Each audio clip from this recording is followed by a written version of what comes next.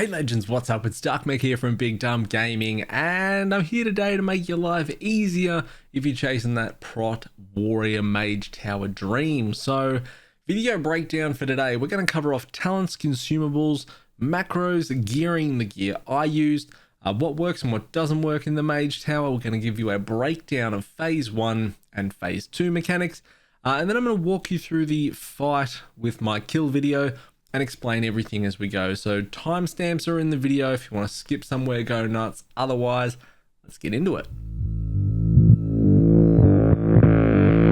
Okay, so talents wise, so level 15 Devastator. This is the best pick on this row for this. You get your extra damage on your auto attacks. You get a chance to reset the remaining cooldown on Shield Slam. It's just a winner.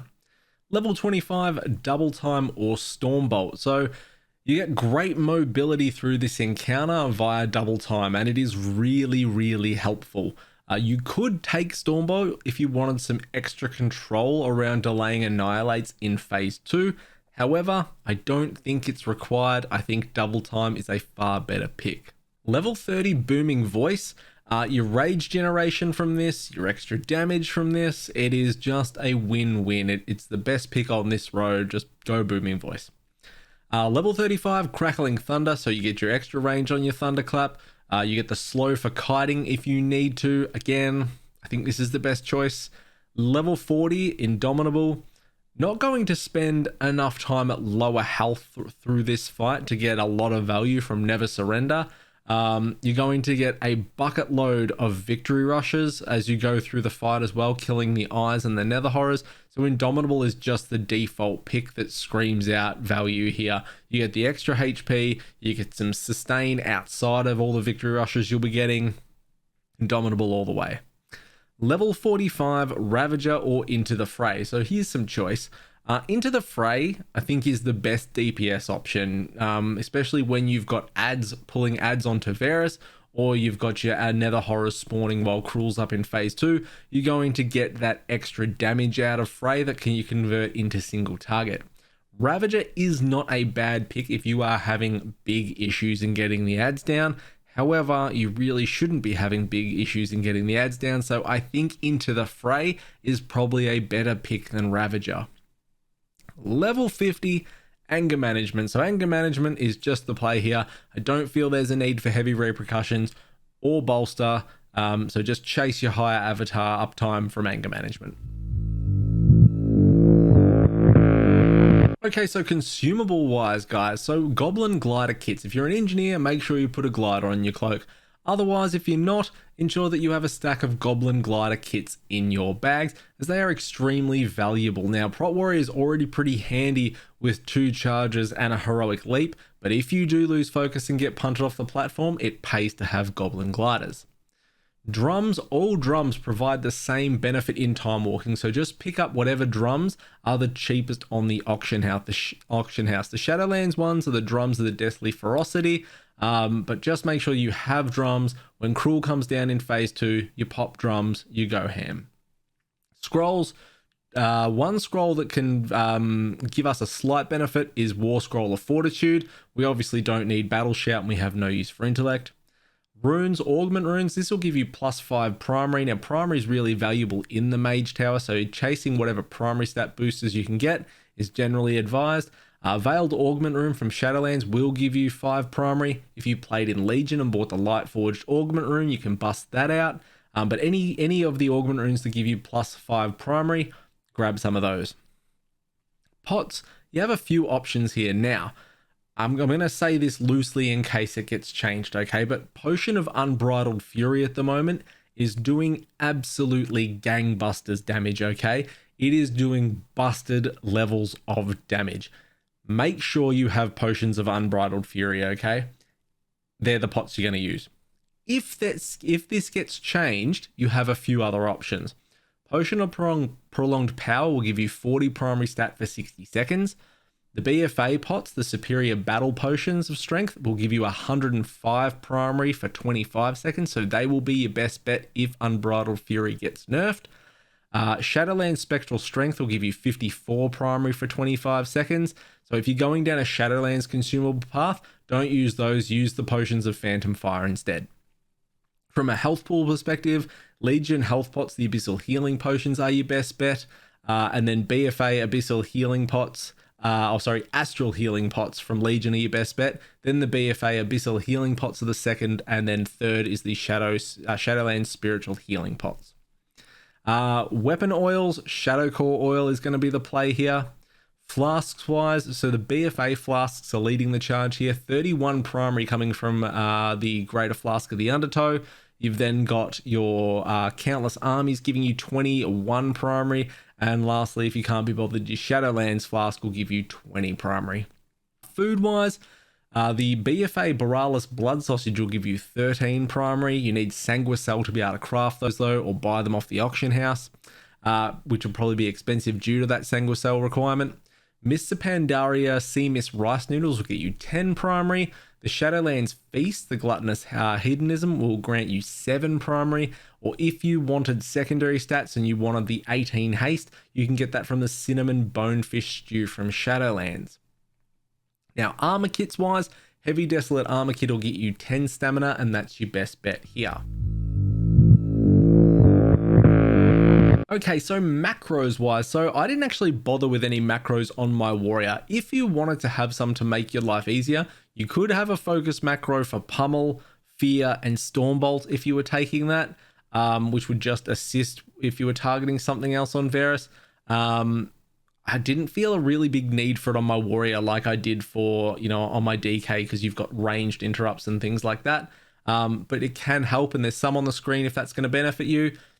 You'll be spell reflecting Cruel in phase 2 with the Twisted Reflections, so make sure you don't have a focus interrupt set up on that and accidentally interrupt. You're going to be spell reflecting Cruel in phase 2. Enchants are going to depend on what kind of gear that you've gone out and farmed. Now, if you're in your Shadowlands gear, run with your Shadowlands enchants. If you want to make your life easier, and you've gone and farmed Chromie Timewalking, or you've gone and done Siege of Orgrimmar to try and get mass stats up, your gear will be around the level 45 to 47 mark if we're talking Siege of Orgrimmar. From this, it means that you can place a lot of the old world enchants on your gear for a pretty large power boost. Now, I'm going to run through the best enchants that you can have here, and you can apply them to whatever gear pieces you've got. Now, neck, Hidden Satire, Mark of the Claw, and Trained Soldiers are your best bet. Shoulders, Greater Tiger Fang Inscription. Cloak, Fortified Leech. Chest, Eternal Stats. Wrist, Exceptional Strength. Hands, Eternal Strength. Belt, a Living Steel Belt Buckle. Legs, Angerhide Leg Armor. Feet, Greater Assault. Rings wise, you can use a Cord or Tenant of Haste, And weapons wise, Crusader is the strongest enchant that you can still get even after its nerf, or you can run with Lightless Force or Celestial Guidance. Now, keep in mind with the shoulder enchant and the leg enchant, your gear needs to be level 48, under level 50 for those enchants to go on them. Gems wise, if you've gone to the effort of grinding out a bunch of this gear, then you'll want to fill it with gems, obviously. So, 2 choices for meta gems. You've got Reverberating Primal Diamond or Reverberating Shadow Spirit Diamond. So they're your 2 metas. You'll get 3 strength and plus 3 critical strike effect from those meta gems. Strength gems wise, you've got a few options. So you can get a bunch of unique ones. You can get a 7 strength Leviathan's Eye, a 6 strength Kraken's Eye, a 6 strength Saber's Eye, and then you can go unlimited amounts of 4 and 3 strength Garnets. Now, the 3 strength ones are relatively cheap, around 900 to 1,000 gold a gem. Your 4 ones will be quite expensive, so just be aware of that. There's nothing wrong with 3 strength gems. So gear and gearing. So I'm not going to provide you guys with a best in slot Timewalking set spread between Siege of Orgrimmar, Chromie, and the dreadful Gladiators crafted PvP gear or anything. It depends on what kind of effort you want to go with. Now, if you want to buy the crafted Gladiator gear, it's the dreadful Gladiator gear. It's got a item level from 47 to 54, I think. The required is 47, and it's got an item level equip of 54 on it. It's about 20k a piece on the auction house. What this will mean is you'll get level 54 gear, so you won't miss out on any stats and you won't miss out on any stam. If this is too expensive for you, go and run Siege of Orgrimmar. You will come out with more sockets. You will lose a little bit of stamina, but it will not cost you a cent. Then all you need to do is fill it with gems, which, as I said, might run you anywhere from 10 to 14k, and that's it. But it is a huge primary boost to take into the Mage Tower. So I'm going to run you over my gear quickly.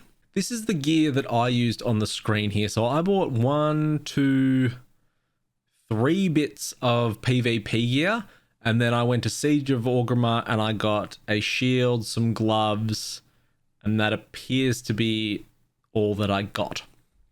So I must have had a really unlucky run, maybe. But anyway, in my helm here, so I got the reverberating primal diamond here, so the 3 strength and 3% increased critical effect, and then I've got a 3 strength gem. I got a Pride As here from Legion, which has the socket in it plus 3 secondaries, and I put a 3 strength gem in that. It did not have an enchant on it, so that's a bit awkward. Should have had like Mark of the Trained Soldier or Satire or Claw on that, so that's a bit awkward. Chest here, 2 3 strength gems in there from the PvP one. Hellscream's Doomblade here, so if you've got access to this, fantastic weapon to have, because it's got the 2 gem slots in it. So it's enchanted with Crusader. It's got a 7 strength and a 6 strength gem in there, so a lot of primary from that. Shield, which is just 1 with a socket in it. It's got 3 strength in it. Gloves, 2 sockets. And then the legs, 2 sockets. Couldn't put a leg enchant on it because it's level 54 legs. Remember, they have to be under level 50 for the leg enchant, and same for the shoulders, and mine are just the ones that I've got on.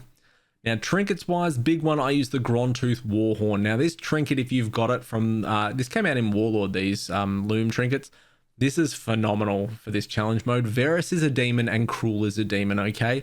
This trinket has a chance to proc and increase damage by 10% against demons.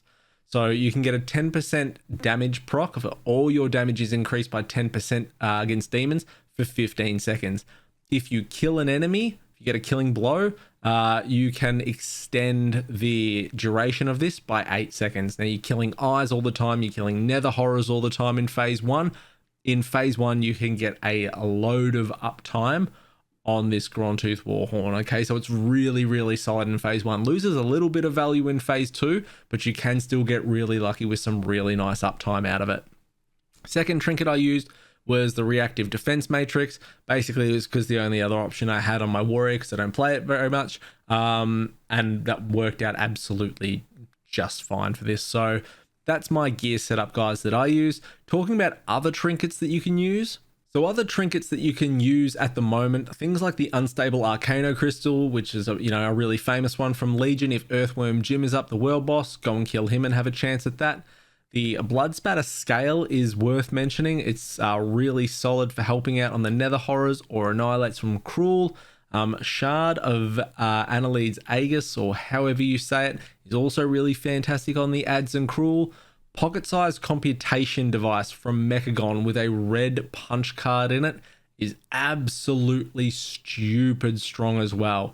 It does absolutely insane damage. We're talking like 9%, 10% damage on Varus, and it'll do a decent chunk to Cruel as well. So if you have the rep from Mechagon, if you're revered, and you can buy the red punch card, the Cyclotronic Blast, absolutely recommend that. The Ravaged Seed Pod from the first boss in Emerald Nightmare is actually going fairly hard at the moment too, and doing really well. The Reactive Matrix, as I've mentioned, the Grondtooth Warhorn is really good. Chipped Soul Prism from Kazak in Warlords is really solid as well. So there's lots of decent trinket options for the warrior. So what doesn't work in the Mage Tower? So any form of borrowed power has been disabled. All legendaries, all set bonuses, tier sets, covenants, it's all gone, okay? You can still use the legendaries for their slots and their secondaries and things like that, like the Heart of Azeroth, which has got 3 secondaries on it, or like a lot of the legendary rings like Cephas and things like that had a socket. You can still use them for that purpose, but you won't gain any of their effects out of it. Okay guys, so let's break down the fight now for you. So we're going to do this phase 1, phase 2, and then we're going to review the fight. So phase 1, the things you need to know.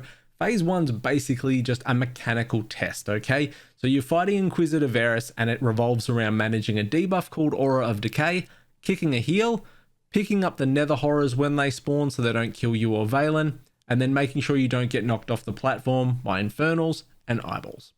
So, important things you need to know. What is Aura of Decay? So Inquisitor Varus is standing there and he has a giant black bad circle around him. Every time you enter that circle, you will start gaining stacks of Aura of Decay. It reduces your max health and it continues to stack. I'd recommend going to about 4 to 5 stacks of Aura of Decay and then getting out, letting your debuff drop off, and then going back in. Mind Rend is a cast that Varus will cast often throughout the fight. If you don't let your stacks of Aura of Decay go too high, you don't really need to interrupt this and you can just survive them with your victory rushes and your ignore pains that you'll have going. So you shouldn't really need to interrupt a lot of them, just be aware that he'll be casting it. Drain Life, this is the heal I've been banging on about, so this is a channeled heal that will go off. You need to interrupt this. Now, several options as a warrior. You can stand at the edge of Aura of Decay and hit Varus with Shockwave if you need to, if you've got stacks. You can stand at the edge of Aura of Decay and Intimidating Shout and fear stop his cast, or you can just run in and pummel him. Point is, don't let the heal go off. Tormenting Eyes, these are the eyes that will spawn around the platform and they will lock onto you with a beam called Inquisitive Stare.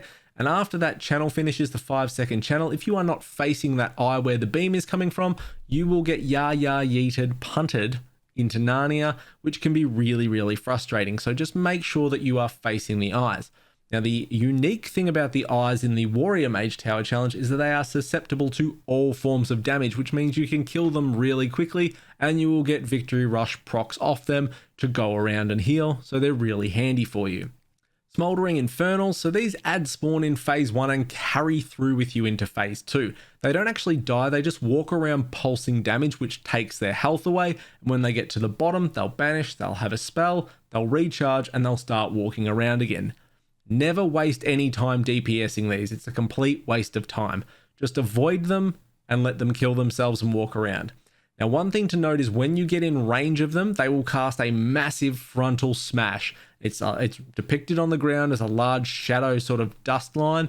Make sure you don't stand in it, or again, you'll be yeeted off Pride Rock like Simba. The Nether Horrors, these spawn in phase 1 and in phase 2. Now, they're a bit different in the Prot Warrior one because they don't do what actually makes them dangerous in cast Netherstorm. They will stack a debuff on you when hitting you called Psy Talons, and this increases your arcane damage taken by 10% per stack. You just need to murder them really quickly. And lastly, Prophet Valen. So Valen will create some orbs, and these orbs instantly heal you and clear all your debuffs. Now keep in mind they do not clear Aura of Decay, okay? And Valen is also the shittest healer in the world, so just be a little bit warish on how much you rely on him to help you. In P1 though, don't be afraid to use these orbs. If a Drain Life's going to go off, hit an orb. If you're going to die, hit an orb. If you've missed the ads and they're going to kill Valen, hit an orb. Try though to go into phase 2 with at least 1 or 2 orbs up. It will make phase 2 easier. Okay, so phase 2, you've passed your mechanical checkpoint and now Cruel comes down and the fight actually begins, and this is where it gets serious. Now the eyes are no longer spawning, but you still have Nether Horrors to deal with, and however many Infernals you had in phase 1 will carry through into phase 2 with you, but you won't get any more spawning. Now, the good news. You don't just have one NPC trying to ruin your Mage Tower attempt, now you have 2. So Corvus enters the fight now, and Corvus will definitely do her best to get killed as well, so just be aware of this. This phase is all about trying to DPS Cruel down as fast as you can before you get overwhelmed with Annihilates and cannot take any more. Now High Lord Cruel is going to belt you with Annihilates, which is large physical damage hits, and it's a debuff that stacks on you, okay? And each subsequent Annihilate will hit harder and harder and harder and harder. I think it's about 110% each debuff. So you need to have a plan for how you are going to manage these so you don't burn your cooldowns outside of them, because you know that you will need them for Annihilate. So a roadmap for Annihilates, your first one can just be taken with Shield Block. Your second one can also be taken with shield block and ignore pain. Your third one can be taken with shield block, ignore pain, and survival instincts. And your fourth one can be taken with shield block, for example. And if I got that wrong, I'll put what's right on the screen. Don't worry, I got you. Now, keep in mind that you've got orbs here to try and delay annihilates, or if you're low on health, you can take an orb. The ads will be rushing out of the portals here, and they'll be going towards Valen as well. So you need to pick them up. If they get past you, you've got the option to get an orb. If they're stacking a lot of damage on you, and Cruel is as well, you've got the option to get an orb. Now, the greatest advantage that a warrior has in this phase is Cruel casts a thing called Twisted Reflection, okay? And generally, if you don't interrupt this, your attempt is over. However, a warrior can just spell reflect it and heal like a mofo. So all you're going to do is every time Cruel casts Twisted Reflections, you're just going to pop spell reflect, laugh all the way to the bank. Last thing Cruel's going to do is cast Nether Stomp. So he's going to jump and he's going to leave a giant green circle that does fire damage. Just move out of the green circle and that's about it. Warrior's super mobile. You got 2 charges, heroic leap. You're absolutely fine in getting through this. So let's have a look at the fight and I'll walk you through it. Okay guys, so here we are in the High Lord's Return here. We're in the Twisting Nether. Getting my food buff here.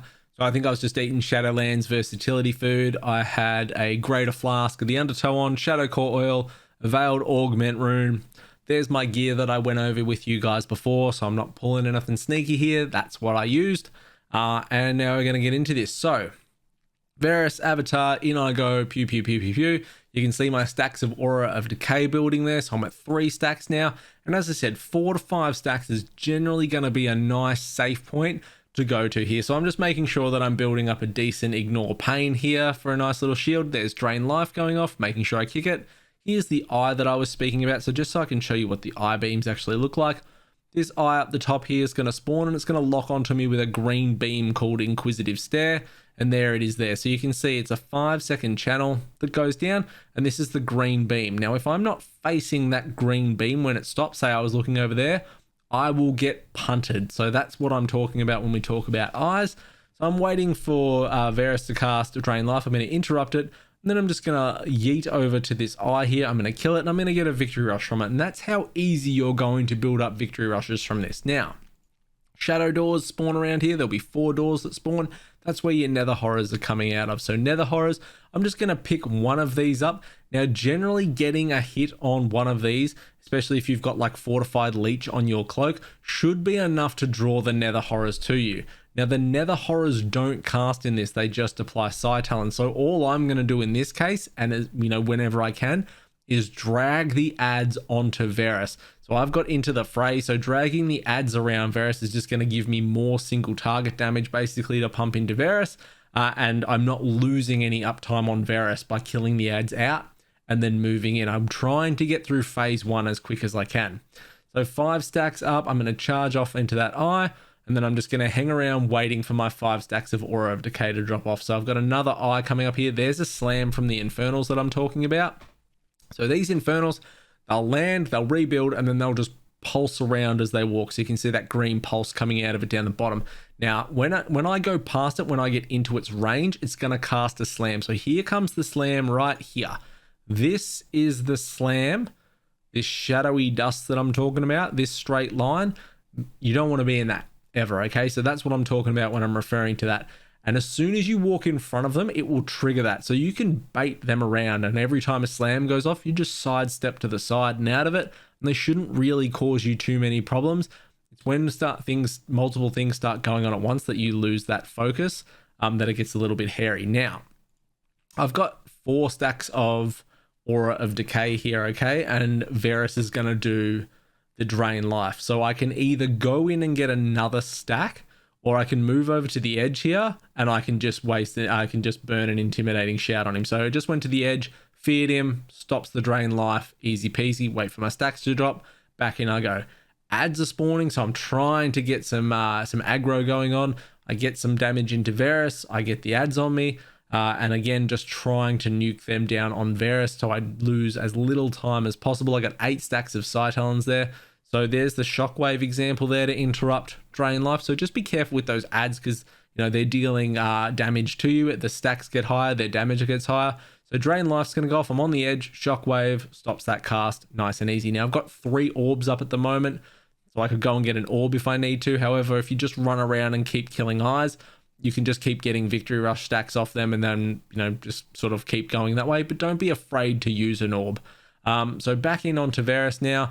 I would ideally like to generally push through on Varus with 2 or 3 Infernals up at most on the Warrior. Warrior phase 1 is generally pretty slow. Got a drain life going off here, so 1 tick's going to get off. But as I said, if 1 tick gets off, it's not the end of the world. I'm just going to grab an orb here because I sort of had lost a little bit of control, and I was up to 7 stacks of Aura of Decay. So now my stacks have dropped off. I'm going to charge back in. Again, throughout this, I'm trying to sink as much damage as I can into Varus, but I'm trying to keep Ignore Pain up so it sort of negates as much damage as I can out of those Mind Rends. Another Shockwave interrupt there for the Drain Life going off, charging off onto this eye. Double Time's so good for Warrior on this. Like, it's why it's the best pick by a country mile, I reckon. Your ability to zoom across the encounter space, especially where you need movement, is absolutely spot on. So I'm going to get 4 stacks here. Remember, when Varus dies, Cruel comes down. What you need to be careful of here is you never want to push Varus down and have stacks of Aura of Decay on. You don't want to go into Cruel with 30% reduced HP, for example, and things like that. Same as you don't want to push Cruel when the ads are coming out. So try and keep an eye on that. DBM has a nice challenge mode package, which gives you all the timers. So just be aware of that. So Cruel's down. I've used my drums, my Potion of Unbridled Fury, and I'm just going ham. So we saw the first Annihilate come off here. So the first Annihilate's going to come out, and I'm just going to take that with Shield Block. So just waiting for the first Annihilate, which is going to come up in a second. There it is there. So I've just used Shield Block for that one. No worries. Now here's the Twisted Reflections, okay? So with Twisted Reflections, we are just going to Spell Reflect it, and then you're going to get this glowy shit going on, okay? Now, it's going to keep healing you every time Cruel hits you, so that's the big advantage to it. The disadvantage to it is Cruel looks like this, okay? If you've got Infernals around here that are casting slams, it gets a little dicey to see, so just be aware of that. Now, I'm going to leap into an orb, and the reason I did that was the Nether Horrors came out, but they did not come to me. Now, you can see here in phase 1, they were coming to me, no worries. Nether Horrors have spawned here. I'm damaging into Cruel, but you can see the Nether Horrors just don't give a fuck, and they are going right past me, and they go straight for Valen. So I've leapt onto an orb to get their attention, to stop them from whacking on Valen. I'm going to get some damage into them, and then I'm going to run them back over to Cruel. Now my second Annihilate's coming, and this one's Shield Block. So you can take the first 2 with Shield Block, Ignore Pain, no worries whatsoever. So that's 2 stacks of Annihilate. And again, I'm just trying to kite Cruel around the encounter space. Now, one thing I haven't spoken about are these cutter beams. So in phase 2, you will have these cutter beams, these purple cutter beams that go across the encounter space. Now, they don't hurt you, but what they do is they push you. So here they are here. They travel across the space. If you can, run around them. It makes life much easier. If you have to jump over them, try and jump over them in single strands rather than when they're in a cross axis. If you try and jump over them when they're in a cross, you will generally get pushed multiple ways. This can lead into getting pushed into Infernal Slams. If you're trying to get to an orb, you can generally miss it if you try and yeet over a bunch of these. So just be aware of your positioning. I generally try and keep Cruel to the outside and move in for my orbs and then move back out. So as I said, second Annihilate as well was just with Shield Block, so you can take the first 2 with Shield Block, no worries.